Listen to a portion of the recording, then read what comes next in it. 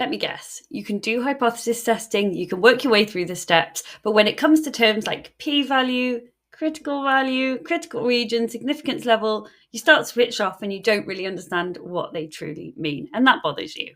So in this video, I'm going to share with you a courtroom analogy to finally make these terms make sense, and then I'll show you them in a real exam question so that you can feel like you actually know what you're doing with these terms every time you do a hypothesis testing question, and so that you can feel as relaxed as this guy down here. Okay, so we have the significance level. This is our court standard. So the court might say, okay, we want to be 99% sure if we are going to convict someone. This is our confidence level. We don't tend to use that much in A-level math, but the significance level is the other side of that. Okay, so we're happy to have a 1% chance that we might be wrong. So the court sets out before we even start doing our test. The next one is critical value. So this is not a percentage. This is the threshold for when we decide, okay, now we can make a guilty verdict. So if we said, okay, we want 99% certainty, 1% significance level, that might be, and I'm just making this up, 9 pieces of evidence. So if we have 9 pieces of evidence, that gives us 99% certainty. So 9 pieces of evidence would be the boundary for which we would get a guilty verdict. If we had 10 pieces, great, even better. 11, even better. We might have a much higher level than 99% certainty then. Okay. However, if 8 pieces of evidence came, it wouldn't be in the critical region because it's not up to the critical value, then we wouldn't be able to return that guilty verdict. Now, this is slightly topsy-turvy from what you do in A-level, but you get the idea. It's the boundary. The next bit is the p-value. Now, sometimes you do get asked directly about this in A-level maths, and that's the strength of the evidence that you have. So the court decides, okay, we want to be 99% certain at the beginning. However, once you've gathered your evidence, you might be even more certain, okay? So, and that's what your p-value is. So if, for example, in this case, we had 10 pieces of evidence that gave us 99.5% certainty, then that would mean our p-value is 0.5%. It's lower than the significance level, okay? Which would mean we're even more certain. There's even a lower chance that we're wrong in this. So here we have a past exam question. This is an Edexcel past exam question. And we're going to be going through this. This first bit I'm going to go through relatively quickly because it's binomial. It's not really on topic for this video. If you do want to see a binomial distribution video, let me know in the comments below and I'll take that into account for my next few videos. Okay, let's have a look. So we've got a nursery sack containing some red coloured beads and other coloured beads, and there's a 14% chance that the beads are actually red. When we take a random sample of 18 from the sack, we need to write down a suitable distribution for this, a binomial distribution. So what I always say, even though this is not a hypothesis test, you want to define your variable to start with. What is it that we're actually measuring as success? So in this case, is getting a red coloured bead. Okay, how many red coloured beads are we getting? I'll put that. How many red coloured beads? Okay,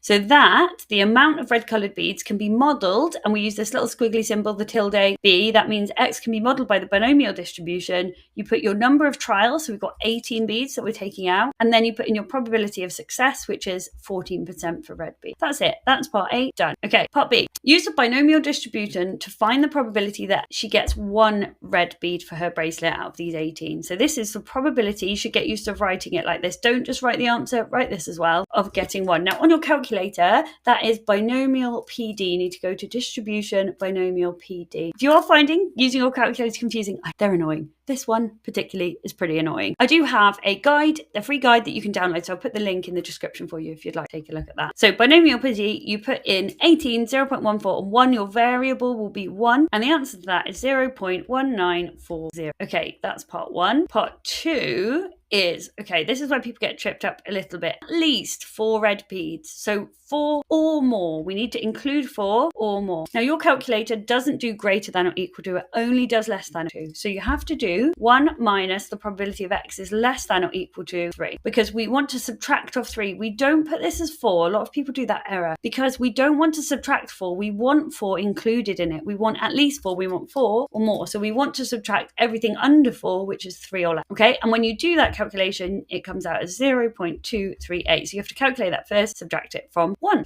Comment on the suitability of the binomial distribution to model this. Now, one of the criteria for a binomial distribution is that every trial has the same probability of success. But if you think about this, if we're taking 18 beads out, every time we're actually reducing the number of beads in the bag, we might be reducing the number of red or non-red beads, and this will affect the probability. So you could say something like, I'm not going to write this all down here, this is not a suitable binomial distribution because the the probability of success would not be the same every time unless the number of beads in the bag was so large that taking one bead out each time makes barely any difference to the probability. So it's showing that you understand that the probability of success has to be the same every time for binomial. If you want me to deep dive into binomial, like I said, I'll do that in a different video. So we're going to follow these steps now.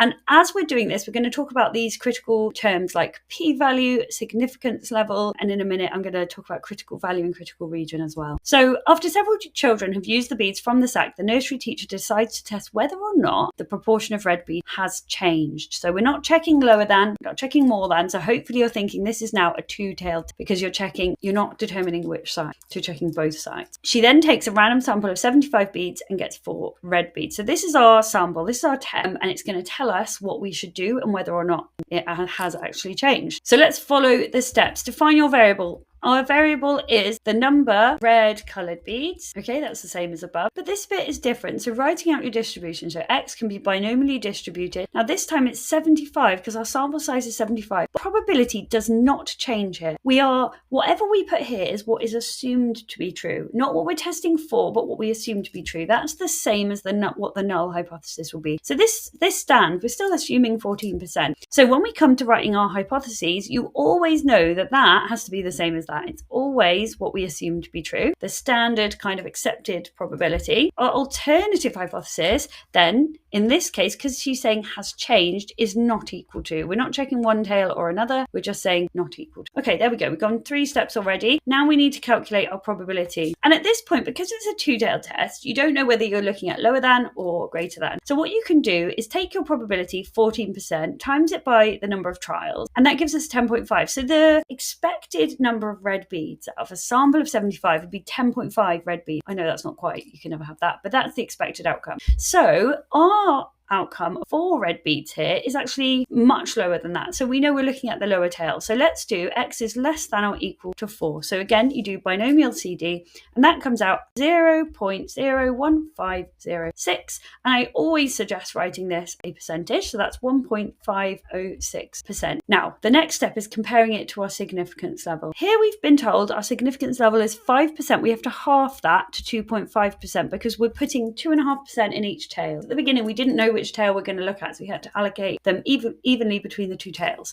So now we're going to say, okay, 1.506% is actually less than 2.5%. This is saying that if it was truly 14% chance of getting a red bead out of this sack, then an outcome of 4 or less, there's only a 1.5% chance. That's super unlikely. And when it's really unlikely, our only possible conclusion is to reject what we assume to be true because it's just so unlikely that that actually was the outcome if it was true. So we reject the null hypothesis. That is not enough, though, of a conclusion. You always need to write this in context. So what you would write here is you would say there is sufficient evidence that the proportion of red beads has changed. And that was part D.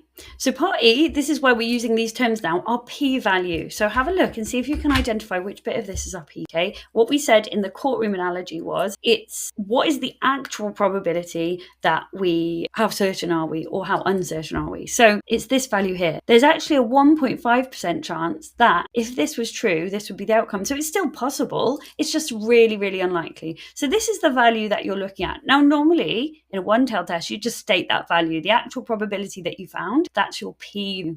However, because it's a two-tailed test, for part E, I'm just going to pop that down here, you have to double it. So you take your 1.506%, you times it by 2, and that will give you your actual p-value because you've got to share it between the two. And that comes out 3.012%. So that accounted for the word p-value, but what about the word critical value, critical region? Where would that come in a question like this? So what they could have done is they could have not told you the outcome here of 4 red beads, and they could have asked you to find the critical region for the test if we were looking at 75 beads. And this again comes down to the calculator. There's a really quick and easy way to do this on the calculator. I put all the details in that free guide below, but I'll just talk you through it briefly here. So what you want to do, we want to find several different values and their probabilities so that we can identify the ones that would make us reject the test. And so what you can do is you go on to binomial CD. Instead of clicking variable like you normally do, you're actually going to go onto the list function. And in the X column, we're going to be putting in our outcomes. So we said earlier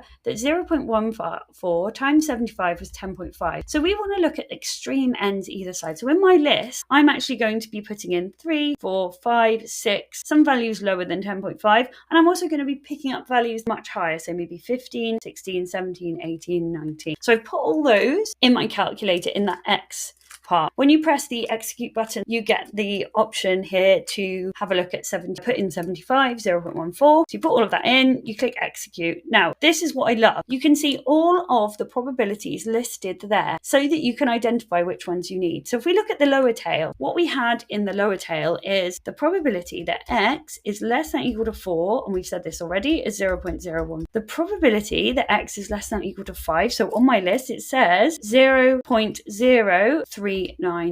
Now you can see here, I've picked those two values because this one is less than 2.5% and this one is greater than 2.5%, okay? So which one of these two values is our critical value? Well, hopefully you're thinking it's this one. This is our critical value. It's the first value that actually dips below 2.5%. So that's our critical value here, okay? If we look at the upper tail, so let me get blue, sorry. So if we look at our upper tail, the probability of X is greater than or equal to 17. Again, this is where it gets a bit tricky. We have to do 1 minus the probability of X is less than or equal to 16, is 1 minus 0.9715, okay, which comes out as 0.028.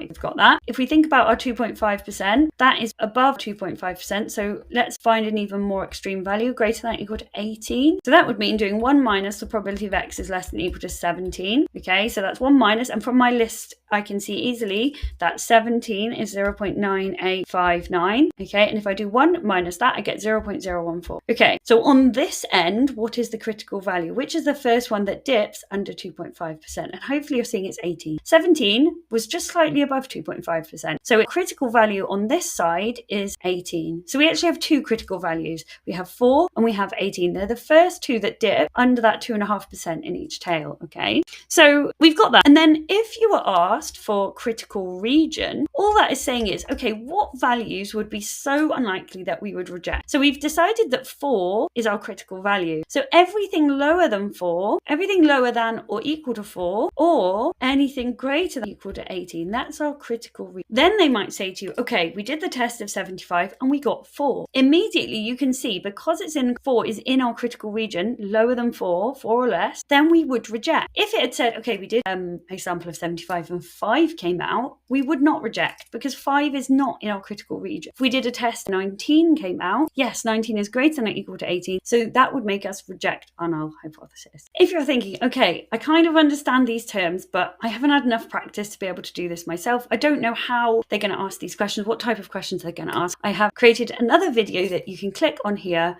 where I go through 3 different types of exam questions so you can see exactly how to apply all of this in 3 different contexts.